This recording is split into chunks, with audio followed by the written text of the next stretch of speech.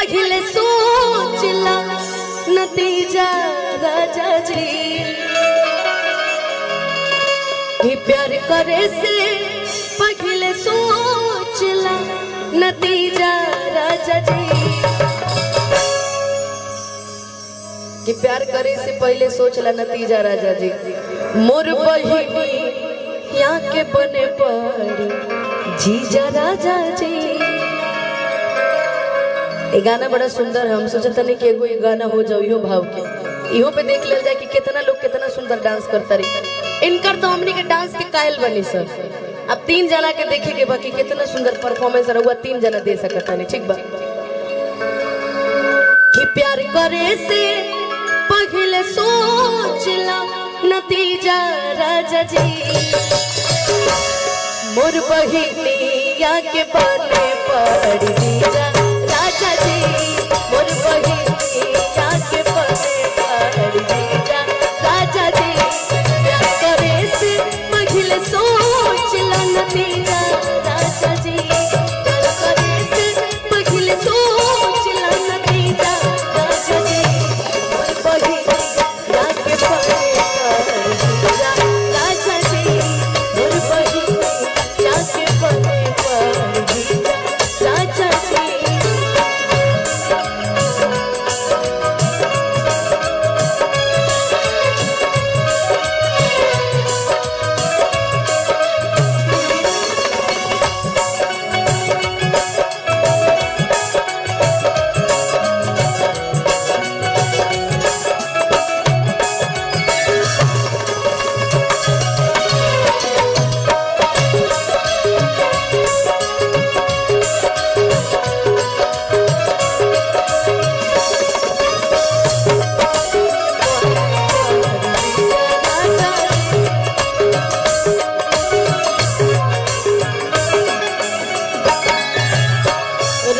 चाहे दिल्ली चाहे रहो गुजरात से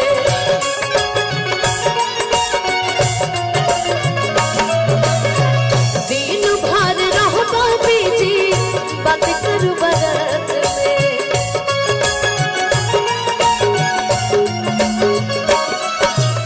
रहो चाहे दिल्ली चाहे रहो गुजरात में आ दिन भर बीजी रहो बात कर बारात में। लेकिन का भूख लागी आखिया में पड़ पिज़्ज़ा राजा जी।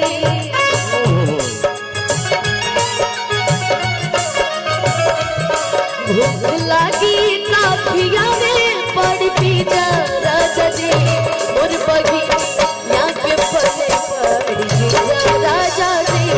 मोर बहिनिया के बने पड़ी जीजा राजा जी।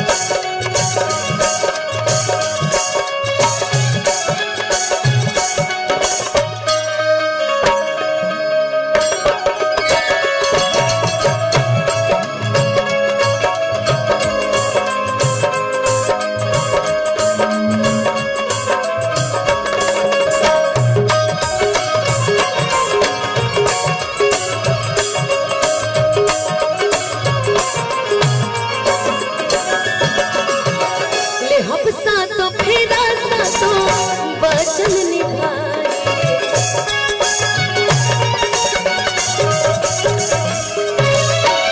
दुल्हन बना के अपना घर वाले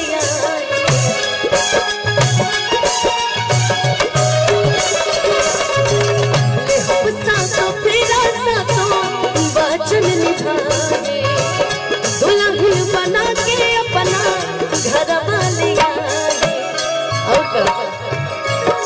हमके चाची का हीराउर भतीजा राजा जी।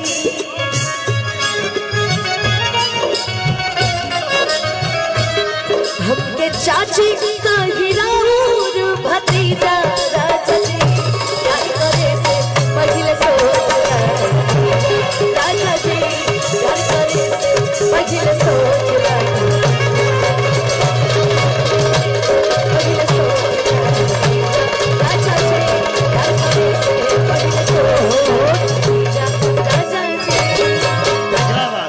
हेलो। प्यार करे से पहले सोचला नतीजा राजा जी।